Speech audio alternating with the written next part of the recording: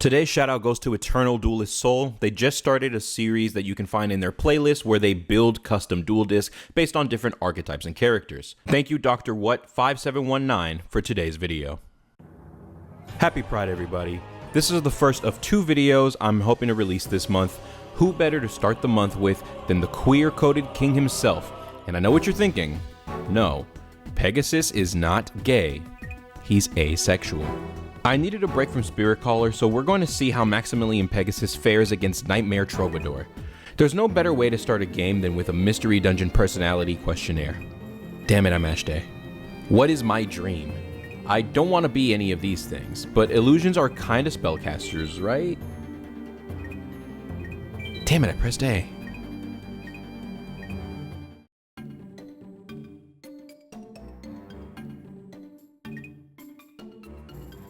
Wait, so what Pokemon am I? Now, my home city. They say Pegasus is American, so there's only one city that could have raised him. I ran out of space, but that's probably the gayest way to spell that anyways. The beginner's cup will last several days. Every time you duel, you accumulate Kaiba Corp points. All of this sounds like my tournament. They give away free stuff, that's why I'm richer than Kaiba. So this is gonna be my deck, and I actually didn't build this. Not really, at least. I threw together his anime deck and his Pyramid of Light deck list from the novel. The only change that I made was throwing in cards that closely represent some of his anime exclusives, and I'll show that up here on the screen. Now it's time to take this baby for a test ride. You can't make this stuff up. Time to kidnap Mokuba. The movie staples are absurd. Even though it has negative synergy with my tunes, Heavy Storm is a phenomenal way to clear threats. Toon Table will now fetch our Toon World before we play Graceful, so our hand will be as stacked as possible. I summon the Goblin Attack Force, and with the power of Toon World, I can play the Summoned Skull! Mokuba is doomed to fall now. Aw, what the fuck? I don't know why that's in his deck, but it pisses me off. Thankfully, I had another normal summon in hand, so I can re-establish my field. You get 1 turn of mercy. And thank God he didn't have another spell.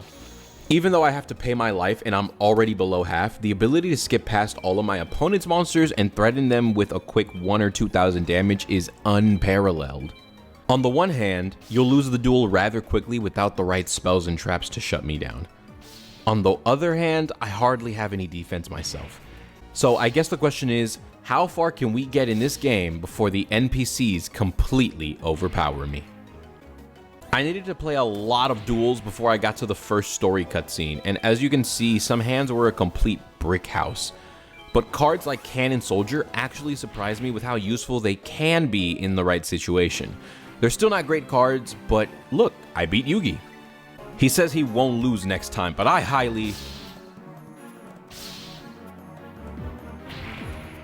played this game for 3 whole days, and finally I ran into Yugi at night. This game feels like the Sinnoh of Yu-Gi-Oh games because everything just moves so damn slow.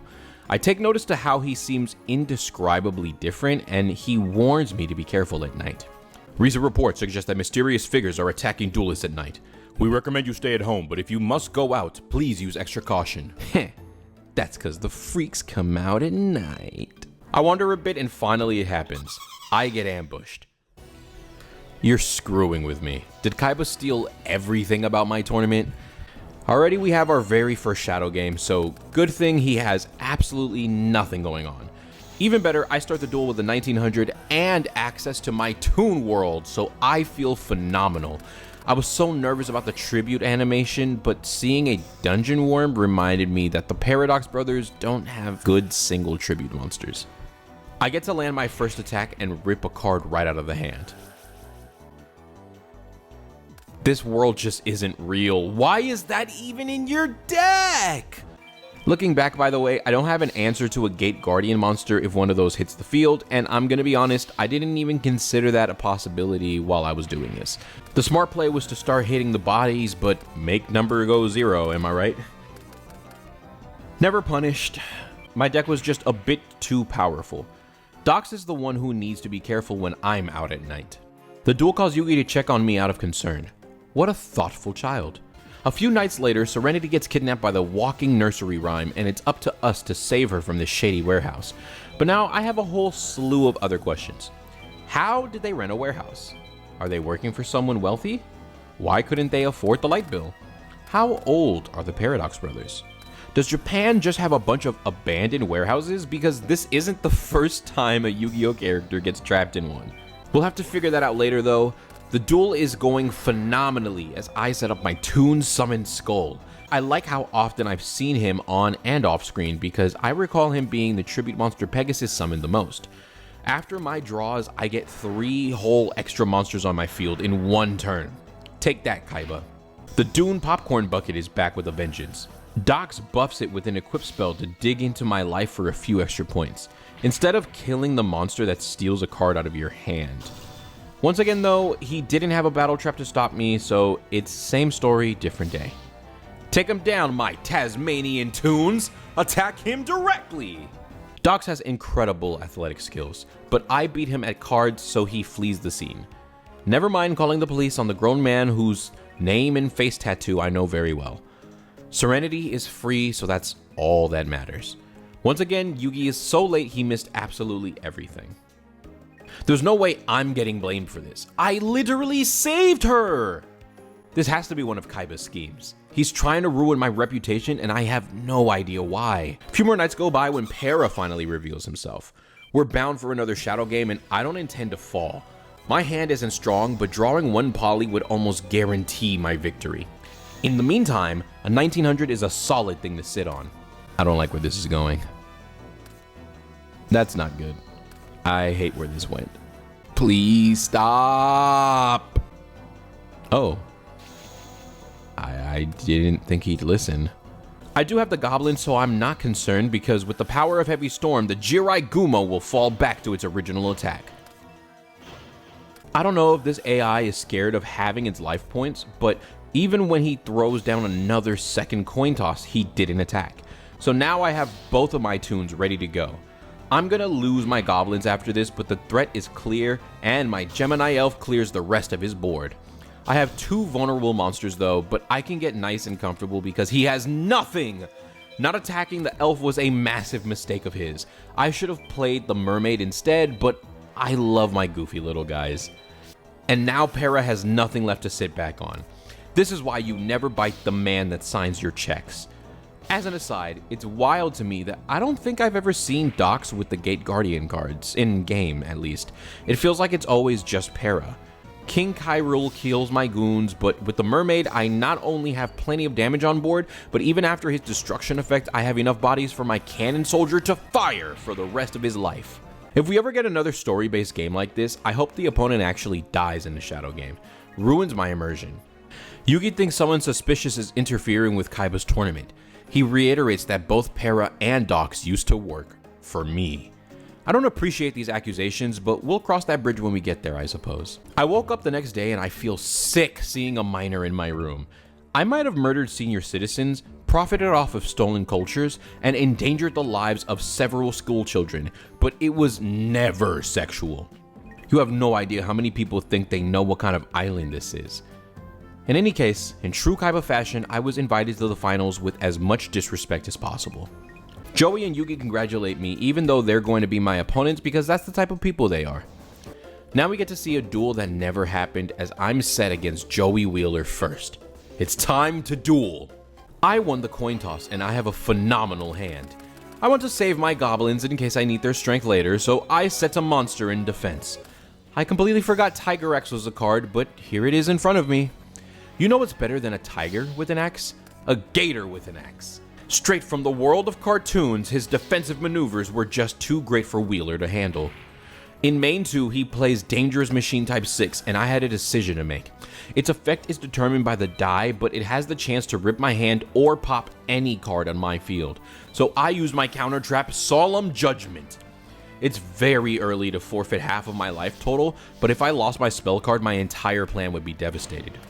The 3 face downs are a bit intimidating, but I can rest now. I set a monster before activating my Toon World Magic card. Now that I know the coast is clear, I tribute both of my creatures to special summon the Manga Rio Ran. His massive 2600 defense will shield me from anything Joey might have, or so I thought. He's learned a lot from his match with Keith, and the Metal Morph will punish me. There's nothing I could have done either since my whole deck hits the field unable to battle, so the Metal Tiger Axe now has the strength it needs to slash my dragon into bits. Lucky me, he sacrifices it just to attack with Panther Warrior, throwing away a significant threat for me. He might as well have ripped the card in half. With no response yet, I get brave and play Gemini Elf, expecting he won't see a monster he's willing to sacrifice. Wrong again, because Magic Arm Shield sacrifices my monster by forcing Elf to do battle. Then once my battle phase ends, my attack force is stuck in defense mode for 2 whole turns. Somehow he's once again failed to draw a monster, which is on brand for a realistic Joey deck. Now I need a good card. For the first time in the whole tournament, I've gathered the pieces of my ritual. I call forth Relinquished! Relinquished special ability activates. Dark Eyes Magic! Now that I've absorbed the Panther Warrior, I gain all of his 2000 attack and none of the cost. Pilfered Power Attack! As a side note, I didn't expect Troubadour not to have attack animations. Everything is just a slash. It makes me want to pay attention to the other older games and see if Spirit Caller was the first one to diversify this or not. Another turn where he completely whiffs. I'm both baffled and eternally grateful that his back row isn't doing anything because I expected him to have a response already. Now, Oshalo Hero 2, the weaker version of the original. Now that I've summoned him in a real duel, I can take him out of my deck later, but only after I've secured my victory. With their comeback attack, Joey is left with 2300, so he needs a body. And he failed! I actually won the duel with one of the worst cards in my deck. 1000 life points left. Happy Pride, everybody. Oh my god. I didn't know it was a best of 3. The Oshalo Hero's out the deck now, so oh my god, we opened it! We with the Solemn! This is about to be the strongest T set in history. Polly, he got 1000 Dragon. That's insane. And how perfect. What even are the odds? Wait, no! It's the Skull Dragon! Absolutely criminal, by the way, that he didn't get an animation. The Axe Raider 2. We officially have a scripted duel on our hands, ladies and gentlemen. And boy, did the writers cook. Joey learned from last time about attacking my Gator, but how could he have known I'd use the power of the Millennium Eye? Black Illusion Ritual. This monster's quite the looker. I summon Relinquished. Dark Eyes Magic. Take Joey's fusion and make its power your own. That's not all. I play Fissure. You guys don't know how funny that is yet, but you will. I'll play Toon Cannon Soldier, but he's here for my next turn. Time to get even, Wheeler. Relinquished. Attack directly. What say you, Joey? No. Yeah, I have to flip it here. It's embarrassing, but not nearly as bad as losing the entire duel to a Time Wizard, so. All that's left is the face down. Let's see if he can actually activate it. Pilfered Power Attack! Lock and Load, Cannon Soldier! This duel's over. Toon Cannon Soldier's effect! Aim! And fire! That second round against Joey might have seriously been one of the craziest games I've had. But the real challenge starts now because for the finals of the Beginner Cup, we have to face the one and only Yugi Muto. And that's really weird to me. You know, Kaiba loves to disrespect Joey, so set him to Beginner. Cool. We're supposed to be some no-name duelist who barely qualified. Makes sense. But Yugi? There was a whole tournament arc where he was the prize. Why the hell would Kaiba set him to beginner beneath duelists like Mai or Weevil? This game came out a year after the finale. Again, I've never really played this, so I guess this is an alt timeline? You're fucking with me. There's just no way, bro. There's just no way, bro. He got his summon skull before I could, and now I'm dead. Oh. Welcome to my Toon world! This magical wonderland gives my monsters the power of the Toon Force. Observe as I special summon Toon Mermaid. Now I summon Oshalo Hero 2 and sacrifice him to special summon my Toon Summon Skull.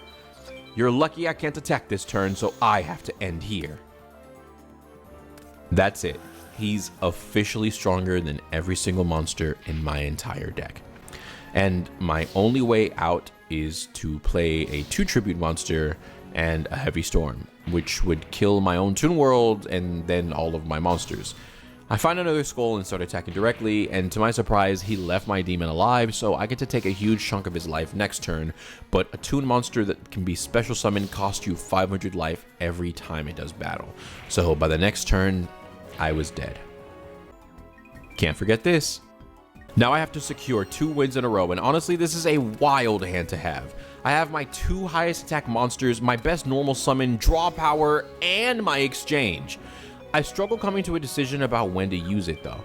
I could force a Toon on him that he'll never be able to summon, gain hand knowledge, and rip anything dangerous all before I draw 2. I take a massive risk here and allow him to take his turn before I play anything else in case I can summon Blue Eyes and trade summon skulls with him, since that's the only tribute that I'm worried about and I feel like it's in his hand. Just like Battle City, he sensed the card I wanted to play and sniped it, but I drew the exact card I needed to activate my hand. I browsed the Toon table of contents. Now, Yugi, let's continue this duel in my Toon world. I tribute the Dark Rabbit to special summon my Toon Summon Skull. Next, my Pot of Greed magic card will replenish my hand. And would you look at that? My Toon Mermaid has come to say hello. Only my Toon Gemini Elf can attack now, but she'll be more than enough to decimate his defense. After she's done that, I release her and my mermaid to make way for the Toon Blue Eyes White Dragon. Now I have over 5,000 direct damage on my next turn. Of course he had that pesky brain control again, so... What? What in the actual hell is the computer doing? He sold! Sure, I lost a monster, but I could have lost them both. He completely fumbled. I never would have thought that the Spirit Caller AI was this much smarter. I understand it's the beginner cup, but he's just letting me win. I have no problem leaving Berferman on the field, so I just take the direct attack while my second Gemini Elf prepares for my next turn. And with no trap cards in sight, the game has been decided. Blue Eyes, White Lightning! All of the pressure is on, as this is our final chance to make victory ours and walk home with 3 OTS packs that don't have the OT. I'm delighted that we have the Magic Jammer because Brain Control has been kicking my ass and I'm sick of it. We also have our Exchange Draw combo once more, but first I summon my elves. Yugi stays on the defensive with a heavier back row than I was hoping for, and of course I draw the Summon Skull. This hand is a little too familiar for my taste, but I can make light of a rough situation. I summon Jim Carrey and set a card so that I can set the stage for an exchange. Christmas has come early. Now reveal your hand. I just knew his favorite demon was already in his hand because the souls of our summoned skulls are intrinsically linked. So where there is one, you will find the other. But can he wield mine as well as I can wield his? Now Gemini Elf attack! I might have ran straight into his magic cylinder, but it's out the way early. Gazelle has appeared to tear through my sorcerer, and on my next turn, I draw this. I had it in my side deck in case of a difficult opponent, but it's the only reliable way to get my fusion monster. But I won't need any of these cards. Card destruction, reset our hands! I've now hit the dark magic attack, so if I drew Toon World, I don't have to prioritize destroying monsters to stop the Dark Magician. I also received a second copy of my elf. Before she can make a move, my first elf will destroy Gazelle and tear yet another card out of your hand, Yugi. Mystical Elf is yet another card I'm grateful to have rid of. The swords comes down, but I won't allow it. Let me show you the power of the creator of duel monsters. Seeing another set card is a bit annoying, but we're in a great position and our opponent now has to live off of the top card of his deck for the rest of this duel. So with 2 amazingly powerful monsters, I send his mediocre monsters back to Season 1 where they belong. The trap card Backup Soldier has been activated, adding back several of the monsters I've already killed, except for one, that Mystical Elf. Her defense is actually greater than the strength of my monsters, and he doesn't summon it. I have 2 chances to steal a card out of his hand now, so that's 66% odds. Elf number 1, destroy his beast. Effect activate. That's alright. It's like killing 2 monsters with 1 attack. Now, Gemini double radiation. The life totals are finally looking even, but what did I snatch? I cannot believe that I missed twice. Now granted, sending Sangan to the grave is pretty good, but now he holds a monster I still can't destroy. I would need to draw both Toon World and a tribute monster. It's not what I was looking for, but Parrot Dragon isn't bad and I haven't summoned it yet. Enjoy your screen time, little bro. I use it to safely reveal the elf's location, and now we're in a frustrating back and forth. Neither duelist is in a position to make headway, so we each sit behind our monsters praying for the cards that make a difference. As if things couldn't get any more tedious for me, he's drawn 3 of his biggest defenders. Gaia the Fierce Knight has come to pierce through my offensive wall, and with no Toon World in sight, what could possibly save me? Oh! I used the premature burial to revive the elf that was just destroyed. This way I can hopefully keep 2 on the field after his next battle phase. Yugi destroys the same one, so I have 3,900 points to my name, and right when I draw the Toon World, the Light Force Sword is activated. This son of a bitch has a 6th sense with this damn card, I swear. He missed though, so he's in for a rude awakening. I pay 1,000 life points for Toon World. I flip summon my Hane Hane to send your knight back to whence it came. And with the magic of cartoons, I can now bypass your defenses. You're about to see double in more ways than one. Not only do I steal 4,000 points from your life total, but I put the rest of your hand in the grave, effectively killing your Gaia. You have 1 turn left. Draw your last pathetic card, Yugi. What? Why wouldn't he play that in the battle phase? Why did he let me decimate him before he played that? And then he summoned Karibo. There's just no way. In any case, I drew the 1 card I needed, so this duel's finally over. I use my Snatch Steal magic card to remove the mystical elf from your side of the field, and she's going straight to attack mode. Parrot Dragon, bombarding beak! Fall to your own monster. Holy Ray!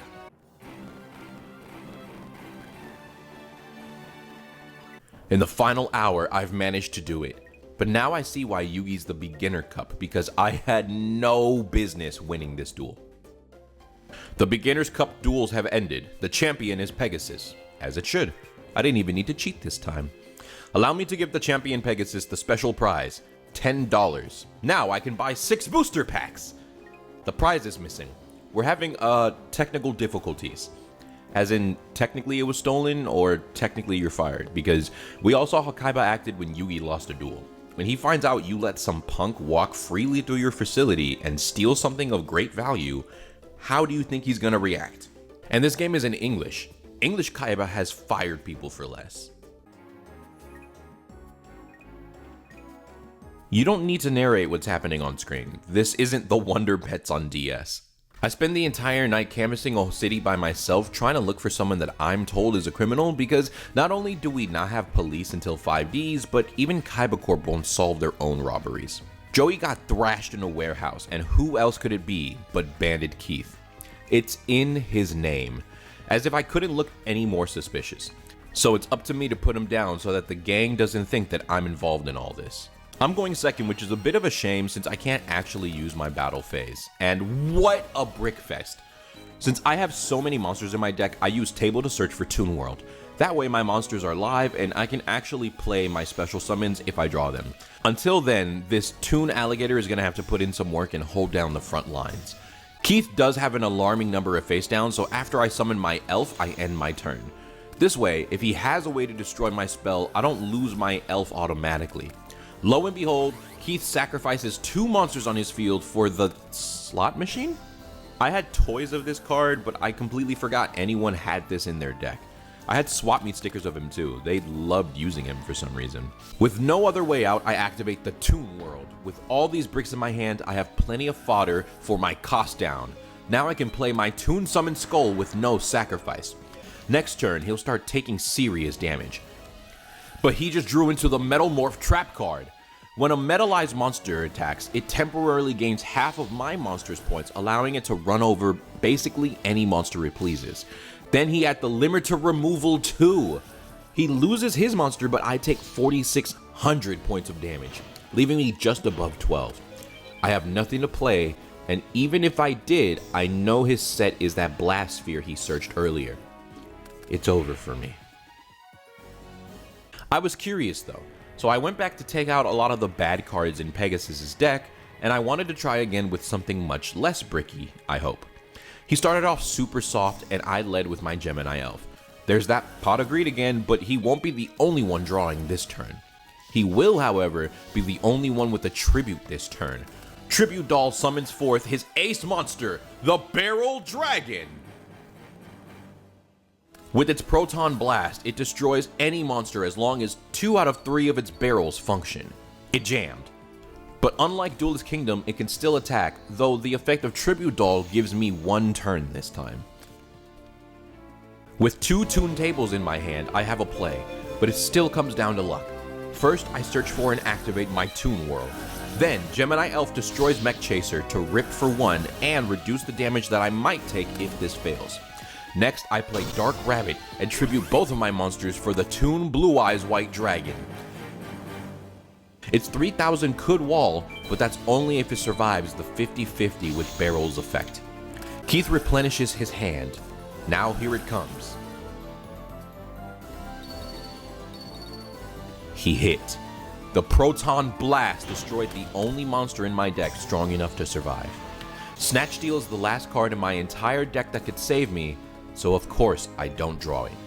My deck lost to its own downside. Very unfortunate to go down this way, but I guess that's why Pegasus killed Keith instead of giving him the rematch. I have one more video I'm working on for Pride that will be much more entertaining for you. I will be coming back to Troubadour someday after I'm done playing with Spirit Caller, and hopefully I get to experience past the Beginner's Cup, so comment who you'd like to see me play as in Nightmare Troubadour the next time that I come back to it. Thanks for watching. Later, people.